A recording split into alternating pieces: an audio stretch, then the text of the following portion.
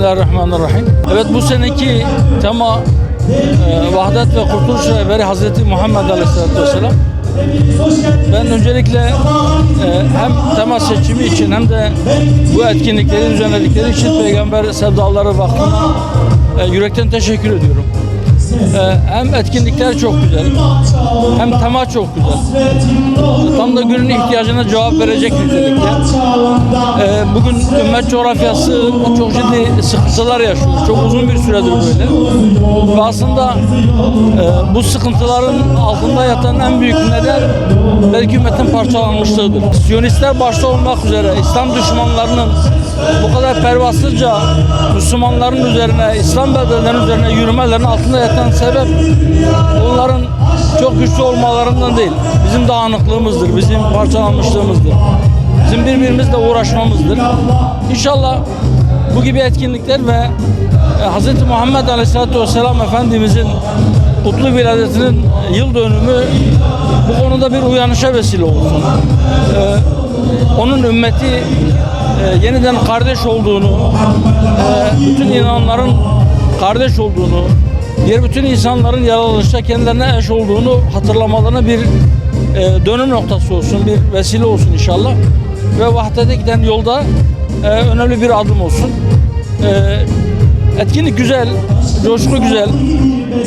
Sanırım bu bugün etkinliklerin sonuncusu İstanbul'da yapılıyor. Nisan ayı başından bu yana yurdun farklı bölgelerinde, farklı şehirlerde etkinlikler oldu. Allah tekrar bunları tertip edenlerden razı olsun diyorum. Bugün burada bu meydanda her yaştan insanlar var. İstanbul aynı zamanda Türkiye'nin küçük bir özeti.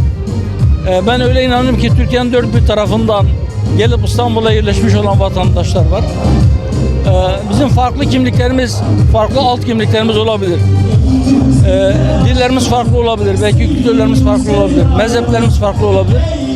Doğduğumuz şehirler farklı olabilir ama sonuç itibariyle bir üst kimlik olarak bir Müslüman kimliğiyle Hz. Muhammed Mustafa Aleyhisselatü Vesselam'a ümmet olma kimliğiyle burada toplandık.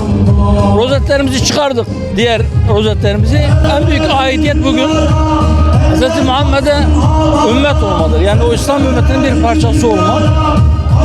Yine diğer kimliklerimizden, diğer alt kimliklerimizden bu anlamda onları bir tarafa bırakıp en büyük rütbenin de yine Allah'a kul ve onun Resulüne ümmet olma olduğu bilinciyle diğer rozetlerimizi çıkardık.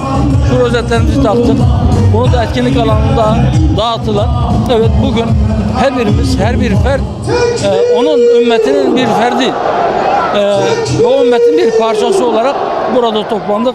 Allah o Hz. Muhammed Aleyhisselam Efendimiz'e ümmet olma şuurunu bizlere de daim ve kaim eylesin.